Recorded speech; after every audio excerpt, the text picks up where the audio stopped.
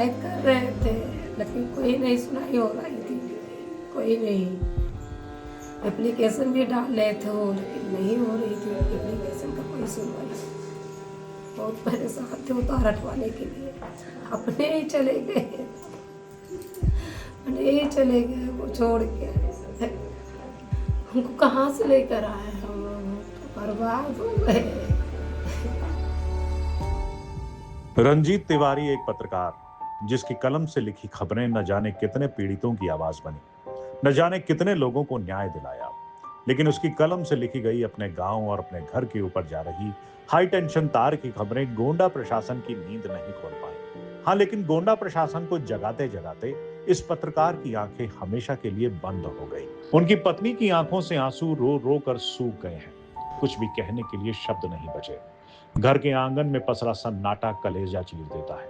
पत्नी का रो रो कर बुरा हाल है, और वो 3 मासूम बच्चे जिन्हें शायद ये भी पता नहीं होगा कि उनके पिता के साथ हुआ क्या, उनके पिता गए कहां, वो बस अपनी मां को रोता देखकर सहम जाते हैं। बिजली विभाग की एक लापरवाही ने न सिर्फ एक निडर पत्रकार को हमसे छीन लिया, बल्कि 3 मासूमों के सिर से पिता का साया भी उठा दिया। सर हम मुंडन आने थे, घर हमको पेंट कराना था। वो बोले हम जा रहे हैं, पीछे देख आए, ठेका पे देना है, पीछे देख तार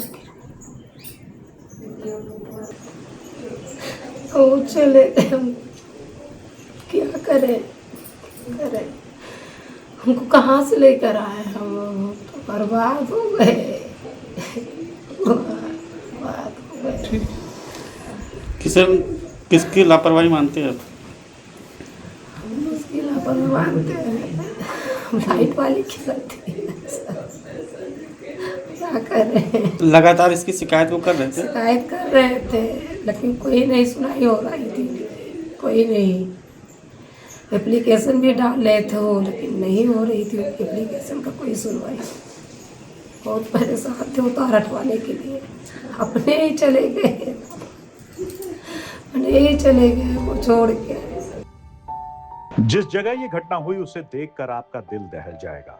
परिवार के अनुसार तार टूटकर रंजीत को छुआ और उनसे लिपट गया, जिससे रंजीत बुरी तरह झुलस गए। मंजर बहुत ही भयावह था, इतना भयावह कि रंजीत के शरीर में लगी आग ने आसपास की झाड़ियों को भी जला दिया। लेकिन रंजीत की मौत के बाद बिजली विभाग की बेशर्मी ने हदें पार कर दी। मौत के कुछ घंटों बाद ही उन्होंने अपनी लापरवाही पर पर्दा डालते हुए सारा दोष ग्रामीणों पर मढ़ दिया।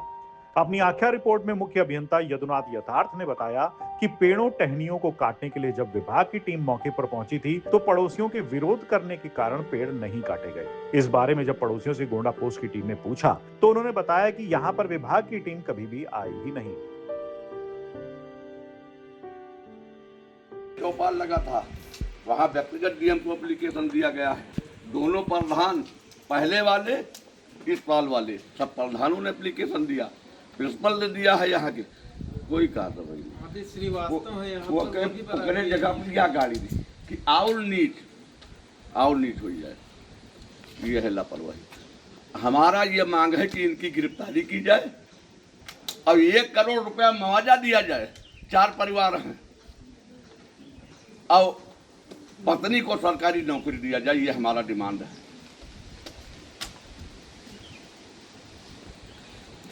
आप लोग इसको जितना बेहतर ढंग से उठा सके कि ये मुख्यमंत्री के पास, और नहीं हमको अंत में विधानसभा के सामने धरना देना पड़ेगा। गोंडा के पथवालिया ग्राम पंचायत के प्राथमिक विद्यालय के बगल ही रंजीत का घर है। उनके घर और विद्यालय के ऊपर से हाई टेंशन तार गुजर रही है।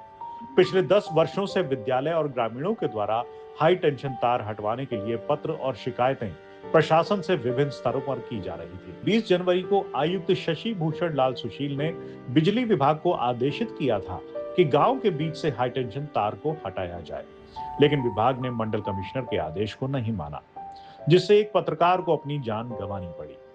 गांव में जर्जर बिजली के तार और अव्यवस्थित केबलों को लेकर रंजीत आवाज उठाते रहते थे, लेकिन विभाग ने एक न सुनी।